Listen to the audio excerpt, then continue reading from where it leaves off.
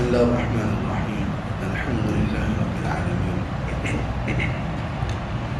والعاقبة للمتقين والصلاة والسلام على أشرف الأنبياء والمرسلين ومن تبعهم بإحسان وإيمان إلى يوم الدين. وبعد. سورة البقرة آية 128. أعوذ بالله من الشيطان الرجيم. ربنا وجعلنا مسلمین لک. اے ہمارے رب، آپ ہم دونوں کو اپنا فرما بردار بنا دیجیے. ومن ذریتنا امۃ مسلمۃ لک، اور ہماری ذریت، ہماری اولاد میں سے ایک ایسی امت کو پیدا فرما جو تیری فرما بردار ہو. وَأَرِنَا مَنَاسِكَنَا، اور اللہ آپ ہمیں دکھا دیجئے، سکھا دیجئے ہماری عبادت کے اور خاص طور پر حج کے طریقے. وَتُبْ عَلَيْنَا، اور ہم پر رجوع کیجئے یا ہماری توبہ قبول کیجئے.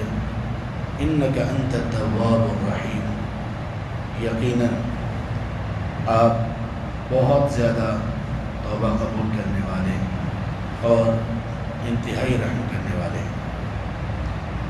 ابراہیم علیہ السلام اور اسماعیل علیہ السلام اللہ تعالیٰ کے حکم پر خانہ کعبہ کی تعمیر کر رہے ہیں اور اس کے ساتھ ساتھ یہ دعائیں بھی کر رہے ہیں. اس سے ایک بات یہ معلوم ہوئی کہ دعا کی قبولیت کے جو اوقات ہیں ان میں سے ایک وہ وقت بھی ہے کہ جب انسان کوئی خیر کا کام کر رہا ہو، اس کی نیت بھی پاک ہو، کام بھی نیک اور خیر والا ہو، تو ایسے موقع پر اس کو دعا مس نہیں کرنی چاہیے. بہت بہترین موقع ہوتا ہے. اور دراصل دعا وہ قبول ہوتی ہے اللہ کی بارگاہ میں جو انتہائی اخلاص کے ساتھ اور دل کے حضور کے ساتھ کی جائے. بس وہ چند ایک مخصوص الفاظ وہی زبان سے نکال لینا، ان کو دہرا دینا اور دل کا ان الفاظ کے ساتھ ہم آہنگ نہ ہونا، یہ چیزیں دعا کی قبولیت میں رکاوٹ ہے. ایسی دعائیں اللہ تعالیٰ قبول نہیں کرتے. ترمذی میں ایک حدیث ہے، آپ صلی اللہ علیہ وسلم نے فرمایا ان اللہ لا يقبل عن كل قلب لاہ، بلا شبہ اللہ تعالیٰ ہر اس شخص کی پکار دعا قبول نہیں کرتے جو غافل دل سے اللہ کو پکارتا ہے. تو جب انسان اخلاص کے ساتھ کوئی کام، کوئی نیکی کر رہا ہوتا ہے تو تب اس کا دل بڑا حاضر ہوتا ہے. اس موقع پر اس کو دعا کرنی چاہیے. ابراہیم علیہ السلام، اسماعیل علیہ السلام اللہ کے حکم کے مطابق بیت اللہ کی تعمیر کر رہے ہیں اور ایک دعا تو انہوں نے یہ کی جو ہم پہلے پڑھ چکے ہیں، ربنا تقبل منا، اللہ آپ قبول کر لیں. اس کے بعد یہ دعا کی. اب یہ جو دعا ہے شاید ہم یہ والی دعا نہ کرتے ہوں یا بہت کم کرتے ہیں. یہ دعا ہے بندے کو مسلمان بنانے والی دعا. انہوں نے کیا دعا کی؟ ربنا وجعلنا مسلمین لک، اے اللہ آپ ہمیں مسلمان بنا دیں. مسلمان کس کو کہتے ہیں؟ جو بات ماننے والا، تسلیم کرنے والا، اطاعت اور فرما برداری کرنے والا. اے اللہ ہم دونوں کو، باپ اور بیٹے کو اپنا فرما بردار بنا دے. مسلم کہتے ہیں فرما بردار. یہ دعا بہت ضروری ہے، اس لیے کہ جو بندہ واقعی مسلمان بن جاتا ہے، فرما بردار بن جاتا ہے، تو وہ بھی دین کی تقسیم نہیں کرتا کہ میں اس معاملے میں جو دین کو مان لوں گا اور اس معاملے میں صریحاً دین کی مخالفت کروں گا. یہ مسلمان کا شیوا نہیں ہے. مسلمان کا شیوا کیا ہے؟ کس کو کہتے ہیں مسلمان؟ وہ جو ملت ابراہیم پر ہو. اور ملت ابراہیم کا مطلب یہ ہے کہ اللہ کی طرف سے جو حکم بھی، جب بھی، جس چیز کے متعلق بھی آیا، اسلمت لرب العالمین، بندہ کہے میں رب العالمین کے لیے مسلمان ہوں، مطیع فرما بردار، میں نے یہ کرنا ہی کرنا. لوگ کچھ بھی کہیں، میرے معاشرے والے، میرے خاندان والے کچھ بھی کہیں، میرے سامنے دنیا کی کئی رکاوٹیں بھی ہوں، میں نے تو وہی کرنا جو میرا اللہ ہے۔ یہ ہے مسلمانوں۔ لیکن جب اپنے معاشرے کو، اپنی خواہشات کو، اپنی پسند ناپسند کو، اپنی مجبوریوں کو سامنے لا کر اللہ کے فرما اور اللہ کے صریح فرامین کی نافرمانی کریں تو یہ مسلمان ہونے کا وصف ہے۔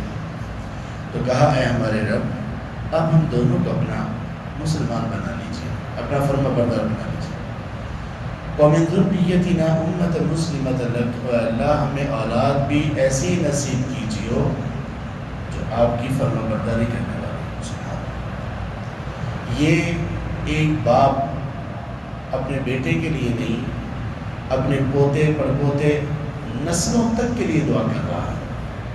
اور سبحان اللہ کس قدر برمحل ہے یہ دعا کہ ایک دعا ایک باپ اس وقت کر رہا ہے جب وہ اللہ کی فرما برداری، اللہ کے سامنے سر تسلیم خم کرنا، اللہ تبارک و تعالیٰ کی بات ماننا، اس پر خود عمل کر رہا ہے اور اس عمل کے دوران دعا کر رہا ہے کہ اللہ مجھے میری اولاد کو اپنا فرما بردار بنا۔ ہم میں سے بہت سارے باپ والدین ایسے ہیں اپنی اولاد کے بارے میں بڑی اچھی نیک دعائیں کرتے ہیں، لیکن خود اس طرح سے اچھا صالح بننے کی کوشش نہیں کرتے۔ گھروں کا ماحول اس طرح سے نہیں ہے۔ اولاد کو یہ پتہ نہیں ہے کہ ہمارے والدین نماز پڑھتے ہیں یا نہیں پڑھتے۔ اولاد نے کبھی یہ نہیں دیکھا کہ والد صاحب کبھی فجر کی نماز میں مجھے مسجد میں لے کر گئے، جو بچے اور سنبھال چکے ہوں، کم از کم 10 سال کی عمر میں جو پہنچ چکے ہیں، ان کو لانا چاہیے، مسجد میں لانا چاہیے، تمام نمازوں میں لانا چاہیے، بلکہ 7 سال سے شروع کر دینا چاہیے نا۔ تو جو باپ خود فرما بردار نہیں ہوگا وہ اپنی اولاد کے لیے فرما برداری کی دعا کیا کرے گا؟ ابراہیم علیہ السلام نے کہا اے اللہ آپ ہمیں بھی اپنا فرما بردار اور اپنا مسلمان بنا لیجئے، اللہ ہماری اولاد میں بھی جو لوگ آئیں وہ تیری فرما برداری کرنے والے، پوری کی پوری امت یا رب تیری فرما بردار بن جائے۔ وَأَرِنَا مَنَاسِكَنَا، اور اے اللہ ہمیں عبادت کے طریقے بتائیے۔ مناسک یہ اصل میں عبادت کو کہا جاتا ہے، لیکن پھر یہ لفظ حج اور عمرہ، اس کے جو طریقے اور اس کی جو عبادات اور اس کے جو افعال ہیں ان کے ساتھ خاص کر دیا گیا۔ اب کہا یہ جاتا ہے مناسک حج، آپ نے لفظ سنا ہوگا پڑھا ہوگا، مناسک حج یا مناسک عمرہ، تو یہاں پھر کیا معنی ہوگا؟ اے اللہ ہمیں حج اور عمرہ کا طریقہ سکھا دیجیے۔ ایک بات یاد رکھیے، اللہ تعالیٰ ہم سب کو بار بار توفیق دے کہ ہم اس گھر کی زیارت کریں، بار بار کریں اور مقبول زیارت کریں۔ اللہ ہمیں بار بار حج اور بار بار عمرہ کی توفیق نصیب کریں۔ لیکن 2 قسم کے لوگ جو وہاں جاتے ہیں وہ ان عبادات سے فائدہ نہیں اٹھا پاتے، بلکہ شاید کچھ گناہ اپنے ساتھ لے کر واپس آتے ہیں۔ 2 قسم کے لوگ، یا وہ ٹھیک سے فائدہ نہیں اٹھا پاتے، کم از کم وہ اجر و ثواب حاصل کرنے میں بہت نقص اور کمی کا شکار ہو جاتا ہے۔ کون سے 2 لوگ؟ ایک وہ شخص جس نے حج اور عمرے کو سیکھا نہیں، یہاں سے سیکھ کر نہیں کیا۔ اللہ تعالیٰ نے ہمیں کچھ دیر وہاں پر رہنے کا موقع دیا، کچھ سال، تو حرم میں بھی ہم جاتے تھے۔ ایک مرتبہ ہم نے ایک سروے کیا حجاج کے ساتھ، پاکستانی اور انڈین حجاج کرام، کچھ سوالات ان سے کیے۔ ان سوالات میں معلوم یہ ہوا کہ اکثریت کو، اگر آپ 90% کہہ لیں، ان کو عمرے کے یا حج کے طریقے کا علم نہیں، ٹھیک سے علم نہیں۔ اس میں پڑھی جانے والی دعائیں، 90% دعائیں جو حج اور عمرہ میں پڑھی جاتی ہیں اس کا لوگوں کو علم نہیں ہے۔ اگر دعاؤں کا علم ہے، کچھ کا یاد ہے، تو اکثریت کو ان دعاؤں کا ترجمہ، معنی اور مفہوم یاد نہیں۔ یعنی کیا مطلب؟ الفاظ زبان سے نکال رہے ہیں، یہ نہیں پتہ میں کیا کہہ رہا ہوں، یہ دعا تو نہ ہو۔ اب یہی ایک دعا ہے، ہم دعا کریں ربنا وجعلنا مسلمين لك ومن ذريتنا أمة مسلمة لك وارنا مناسكنا وتب علينا إنك أنت التواب الرحیم. آدمی یہ دعا کر رہا ہو، گر گرا کے کر رہا ہو، بندہ پوچھے کہ کیا مانگا، اس دعا میں کیا ہے، جواب ملے مجھے تو نہیں پتا، کر کیا رہے ہو. تو ہم دعائیں پڑھتے ہیں، کرتے نہیں ہیں. دعا پڑھنا تو اور ہے، بچے بھی ہیں، آپ اس کوئی بھی چیز پڑھا دیں آپ اس کو. ایک طوطا جو بولنے والا طوطا ہے وہ بہت ساری باتیں سیکھ جاتا ہے، کلمہ بھی سیکھ جاتا ہے اور بھی کئی چیزیں سیکھ جاتا ہے، لیکن اس کو یہ پتہ نہیں ہے کیا، سمجھ نہیں ہے اس کو، الفاظ تو اس نے جان لیے. تو ہم بھی طوطے جیسا ایمان، طوطے جیسا اسلام اس پر عمل کر رہے ہیں. رٹا رٹایا نمازیں ہماری رٹی رٹائی ہیں. اگر ہمیں کوئی پوچھ لے یا ہم اپنے آپ سے سوال کریں کہ کیا مجھے نماز میں پڑھے جانے والے کلمات کا معنی اور مفہوم آتا ہے؟ ویسے میں دنیا کی نظر میں بڑا پڑھا لکھا ہوں، میرے پاس ڈگری ہے، میرے پاس سب کچھ ہے، میں آفیسر ہوں، میں باس ہوں، بھائی نماز آتی ہے؟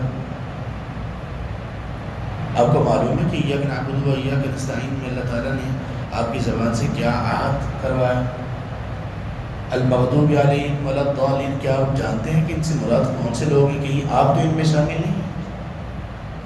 سمع اللہ لمن حمیدہ، یہ کلمہ آپ کی زبان سے کیوں نکلوایا جا رہا ہے؟ کیا مطلب ہے اس کا؟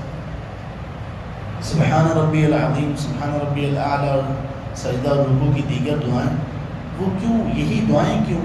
اور بہت ساری دعائیں وہ کیوں نہیں؟